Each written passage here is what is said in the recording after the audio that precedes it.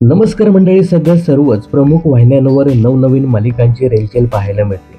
येत्या 28 एप्रिल पासून स्टार प्रवाहवर कोण होतीस तू काय झालीस तू ही नवी कोरी मालिका प्रेक्षकांच्या भेटीला येणार आहे। तर झी मराठीवर सुद्धा काही नवीन मालिका लवकरच दाखल होत आहे। यामध्ये आता सन मराठीवर हुकुमाची राणी ही मालिका येत्या 21 एप्रिल पासून सोमवार ते रविवारी संध्याकाळी 7 वाजता प्रेक्षकांच्या भेटीला येते। या मालिकेमध्ये अक्षय पाटील आणि वैभवी चव्हाण हे दोन प्रमुख कलाकार प्रमुख भूमिका साकारताना दिसणार आहेत। तर या मालिकेची निर्मिती लागेर झालं जे देव माणूस, अफेयमची कलेक्टर, लाखात एक आमचा तथा अशा मालिकांची निर्मिती केलेली श्वेता शिंदे करताना दिसणार आहे।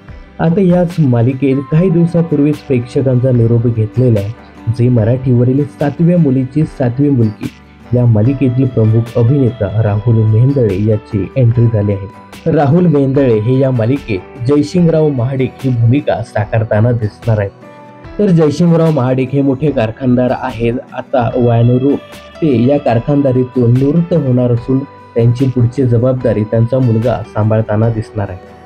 आता त्यांचा मुलगा कारखान्याची जबाबदारी कशी सांभाळतो, वर्करांना कसं हँडल करतो हे या मालिकेत पाहायला मिळणार आहे।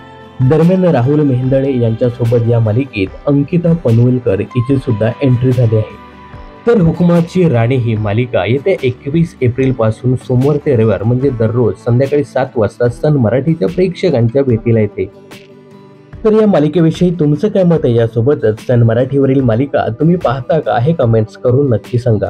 मनोरंजन क्षेत्रातील अशाच फिल्मी अपडेट जाणून घेण्यासाठी चॅनलला सबस्क्राईब करायला विसरू नका।